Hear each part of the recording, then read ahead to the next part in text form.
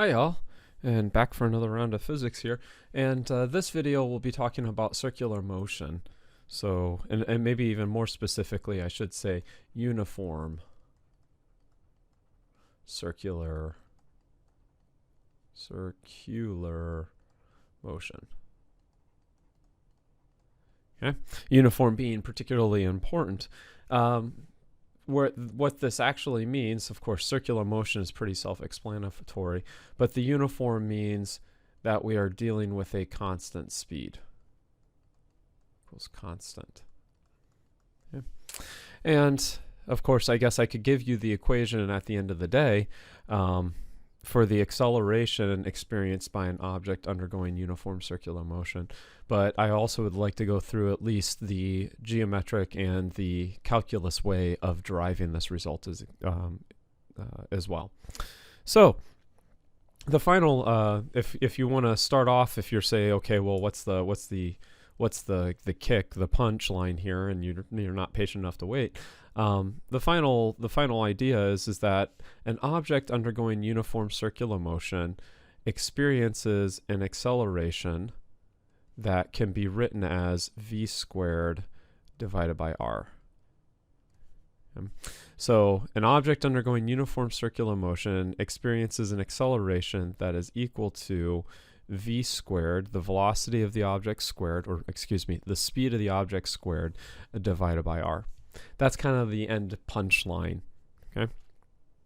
Now you might say, well, where does this come from?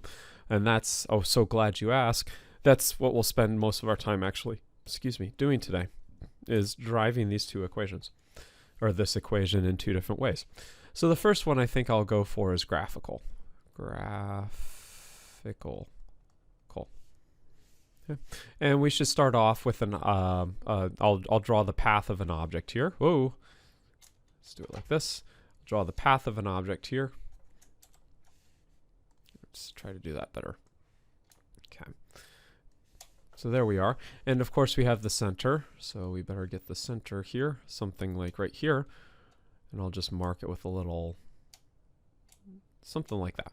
So there's the center. Here's my circular path, and there's the center loop. And the first thing I'm going to do is let's go ahead and draw if we call this the origin, let's go ahead and draw the position vectors for two different times. So we'll say, okay, at time equals 0, here's where my object is located at a distance of r. Oops, excuse me. And at some time later, here's where it's located, right here. Again, some distance r. Okay. And we've gone through an angle, I'll call it phi, something like that. You say, okay, everything's fine and dandy. Now, how does the rest of this stuff pull up?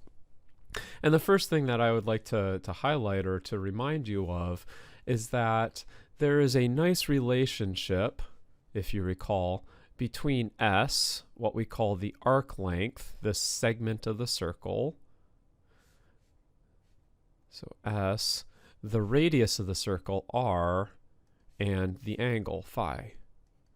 And we'll start there, and I say, well, can you come up with the relationship between those three variables?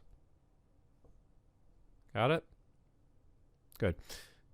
Well, I guess there's a couple ways to jog your memory about this. You could say, for example, well, phi, if I put phi over 2 pi, okay, that must be equal to my arc length divided by my full circumference, 2 pi r.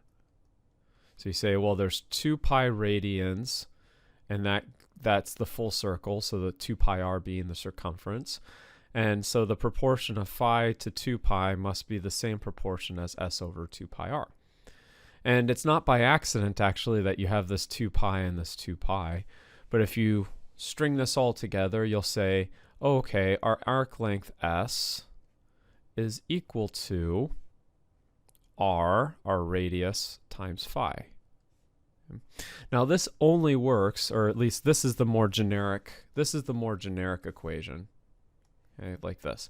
But this works only when phi is in radians. So if you don't remember radians, I say pause it right now, go back, look up the Wikipedia page, just get a couple ideas, and so that you remember what is a radian. So it's a nice unit of measure here. So we're going to use this idea first off. Okay, we've got this idea. The arc length is equal to r times phi. Now we're going to need a second piece of information, or at least remind ourselves of something else. When we're going in a circle, how does the direction of the velocity compare to the direction of the relative position vector?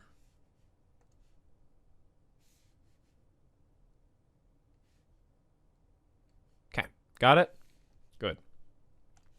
So if I look at this relative position vector that's horizontally, and let's say that the object's going in a counterclockwise fashion. So I'll draw a little arrow in. Let's say that the object is moving counterclockwise. How does the direction of the relative position vector compare to the direction of the velocity? And hopefully you came up with, oh, Greg, get rid of that. Oh, Greg, those two are going to be perpendicular to each other. In other words, right here, if I have my relative position vector, my velocity should be going in this direction. Put right here, put v1, position 1. And of course, if I have my relative position vector here, then my velocity should be perpendicular to that. So something like in this direction. There we go. And we'll call that v2. Of course, because we're dealing with uniform circular motion, I should make sure that those two arrows, v1 and v2, are roughly the same length. Actually, maybe I should also put r, we'll call this r2 and get some vector notation. We'll call that r1 and get some vector notation in there. Okay, so that's the second thing that we're going to need. Let's remember that any of the relative position vectors that I use are going to be perpendicular to the velocity vectors. The other way to say it is that the velocity is always tangent to the path. So v always tangent to path. Okay. Now, over here on the side, I'll redraw this, keeping in mind that we can translate our vectors as we see fit. So one of the things I'm going to do is, if we look at vector v1, and maybe I can actually copy, if I'm really good, maybe I can actually copy this and be okay. We'll say copy, paste, and let's move it over. So here's my vector v1. And I'll try to do the same for v2, although I suspect that it's not going to be nearly as pretty. Copy, paste. Let's move it over here. Oop, undo. Excuse me, wrong layer. So let's try that again. And like I said, this is probably not going to be quite as nice because I've got a little bit more gack in there. But what I'm going to do is I'm going to slide those two so that they're roughly, that their tails meet. Okay. So we know that we can do that for free. That's a valid manipulation of vectors from the graphical standpoint. And I'll go ahead and get this out of here. So there we go. You say, well, why did we do that, Greg? Why did we do this?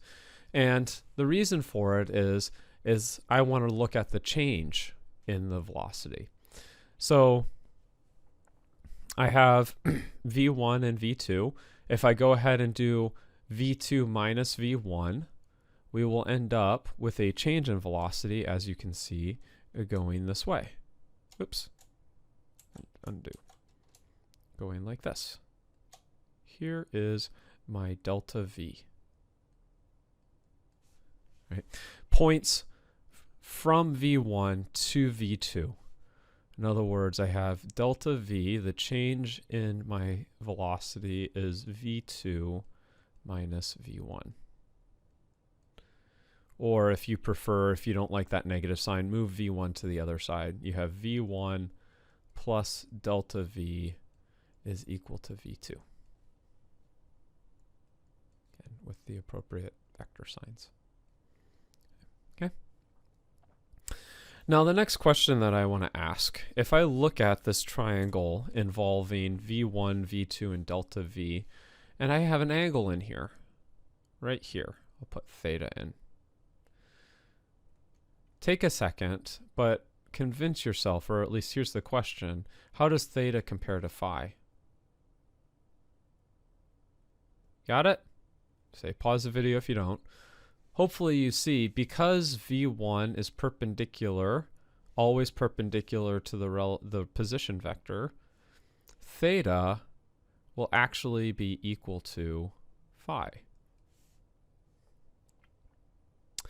The other thing that will really be helpful for us to use is the idea that we're at uniform velocity or uniform motion, and so the magnitude of v1 will equal the magnitude of v2.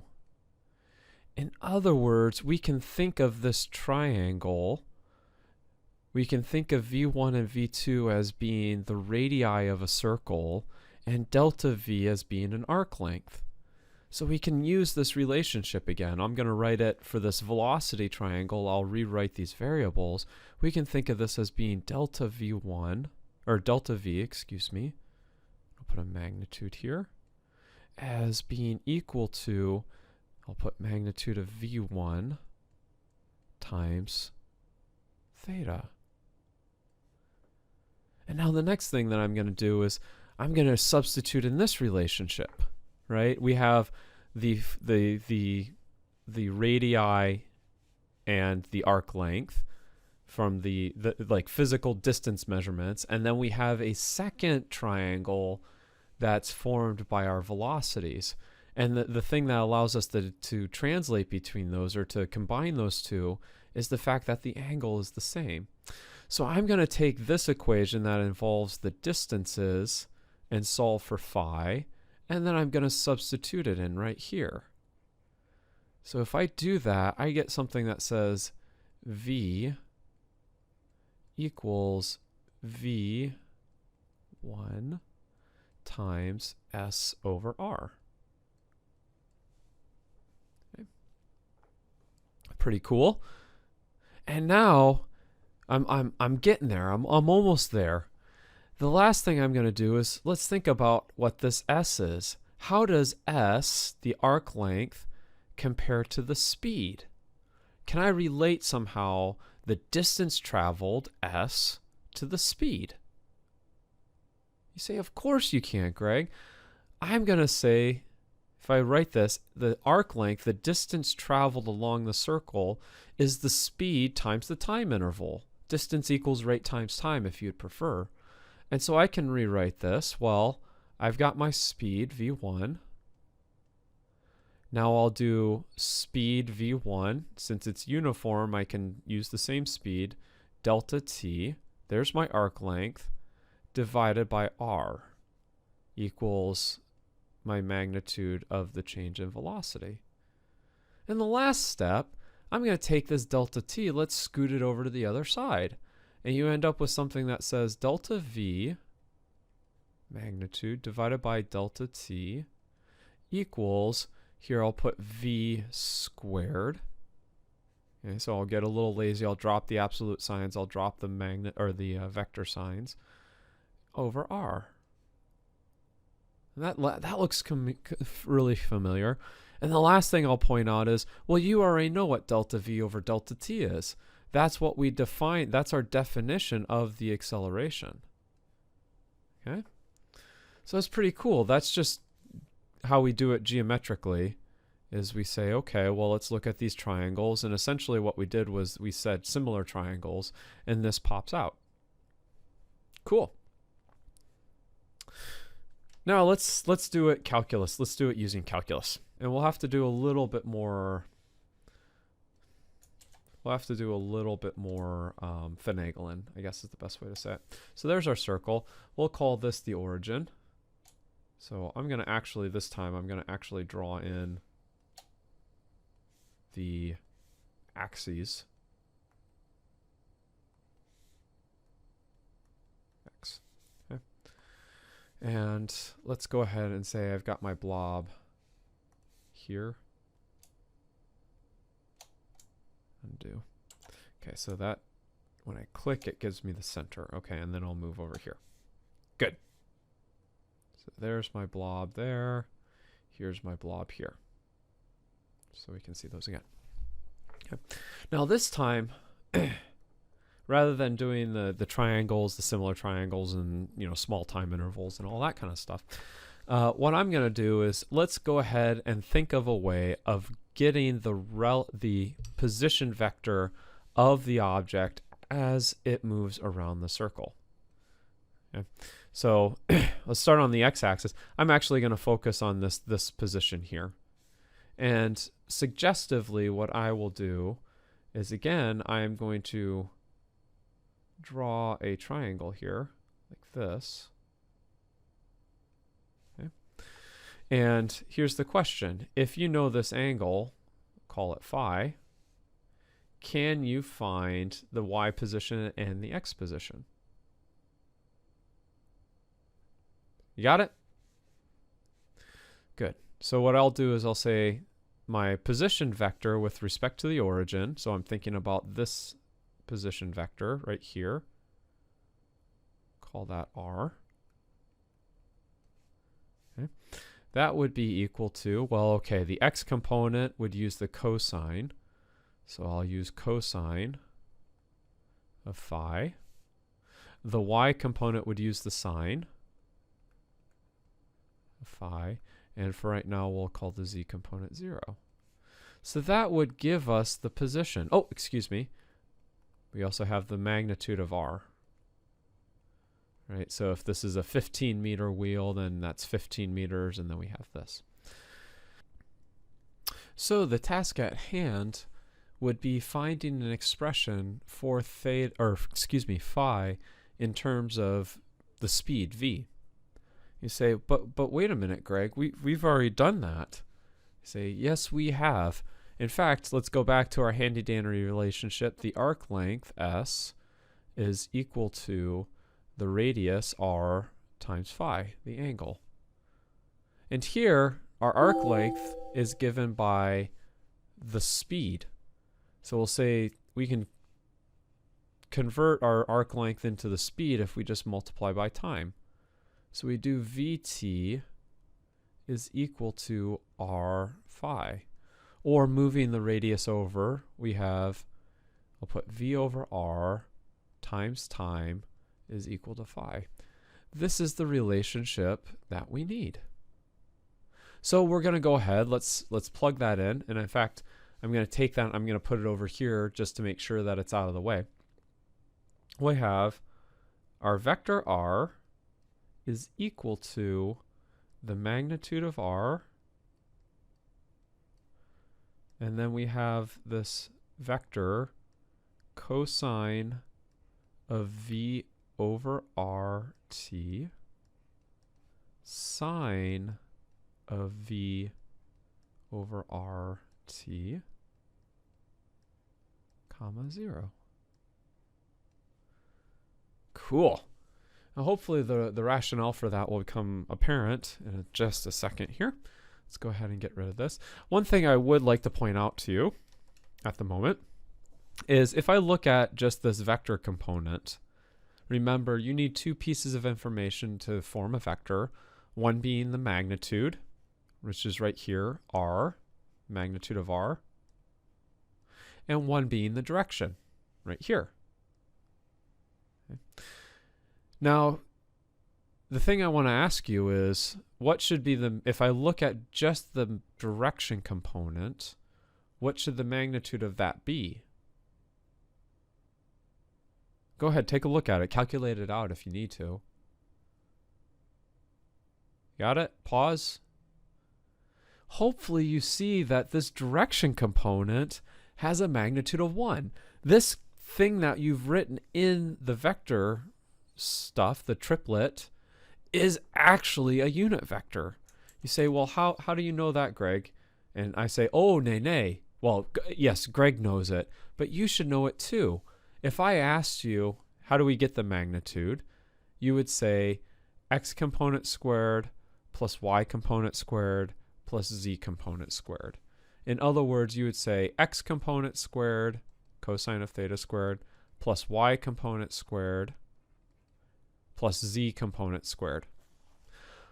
And I say, well, what's the value of cosine squared plus sine squared for any angle? If you have cosine of an angle squared plus sine of an angle squared, you get 1. This is a trig identity, which you should know. Cosine of an angle squared plus sine of an angle squared equals 1. So this is actually a unit vector, even though I didn't say anything at the beginning. Okay. So indeed, we have our magnitude right here, mag. If I could spell mag, that's embarrassing, mag, and this piece is our direction. Okay. So the next step that we want to get at is finding the velocity. Let's find the vector describing the velocity of our object. Okay. Well, velocity, since we're going to use calculus, this makes our life a little easier. That's dr dt. And so I need to look and say, okay, well, this is a constant magnitude, so I'll leave the r out front. Guess I better be disciplined and put that in. Okay. And then we have to ask ourselves, what's the derivative of cosine? You pause it. Okay. Negative sine. Negative sine. You say, but wait, there's more. This is a function inside of a function. And so you have to chain rule it. So we got negative sine from the cosine, and then we have to take the derivative of everything that's inside the parentheses. And so we write, well, we keep everything inside the parentheses here, vt, but we have to multiply by a v over r. That comes from the chain rule. Same thing for the sine. That gives us a cosine, v over rt, comma 0. And we get a v over r out front due to the chain rule. Now you can pull that common term out. You see you have a v over r in front of everything. And so we can write, at the end of the day, vector, this magnitude cancels the r in the denominator, and we end up with a v negative sine of v over rt cosine v over rt, comma 0. Pretty cool. And again, you see we have the magnitude piece, and then we have the direction piece. But wait, there's more. Of course, you're probably already thinking about this. We've got the instantaneous acceleration. That's given by dv dt. And so we can write that as being, we'll have the v out front, and then we have negative v over r cosine of v over rt, negative sine of v over rt, comma 0. Oops, excuse me. Forgot to chain rule that second one. There's a v over r here. So let's go ahead and pull out the common factors again. I have it right here. I have it right there. So my common factors that get pulled out are a negative v squared over r. Cosine of v over rt, sine of v over rt, comma 0. So evidently, this, again, must be the magnitude of my acceleration. And this is the direction. Okay. Now, one thing that I would like to point out, I'd be remiss if I did not point it out. Let's take a second and look at, let's compare the direction for our position vector with that of the acceleration vector. And let's keep in mind, I'm going to associate this negative sign not with the magnitude, but with the direction. So maybe I should have plopped that back in.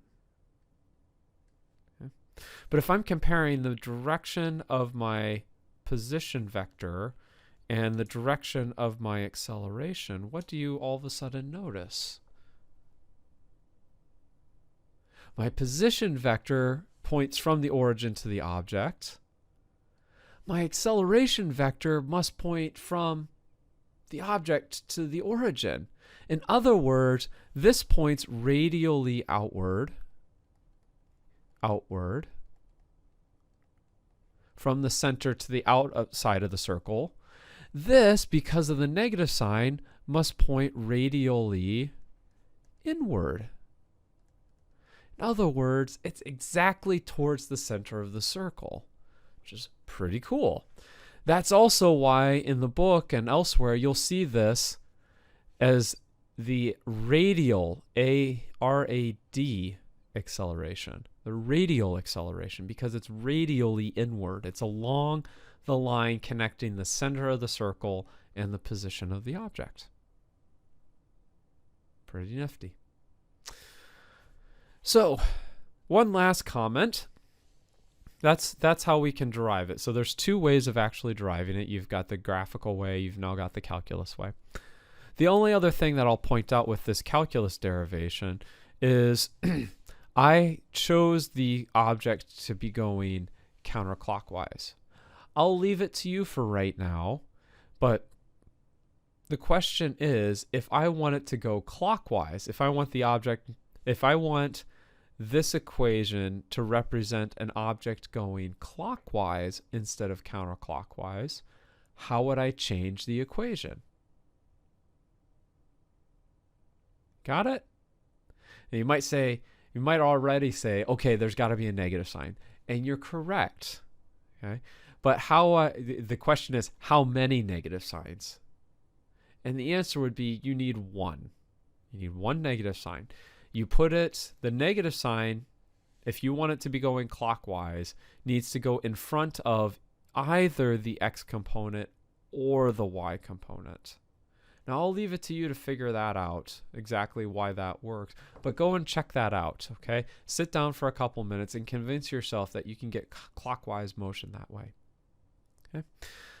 Well, the last thing, before I go, start paying attention to this now. Okay? The reason it's introduced now is that we will be dealing with objects undergoing circular motion after we have our discussion about forces. So this will come back, but it's kind of a foreshadowing of things to come. You might say, why don't we do this all together? Part of it is just to kind of get a use of the motion. The other piece is that once we get the ideas about gravitational force, this comes in really handy. For example, if you're talking about the moon orbiting the Earth. So there's your motivation for right now. Thanks for your attention. I'll see you next time.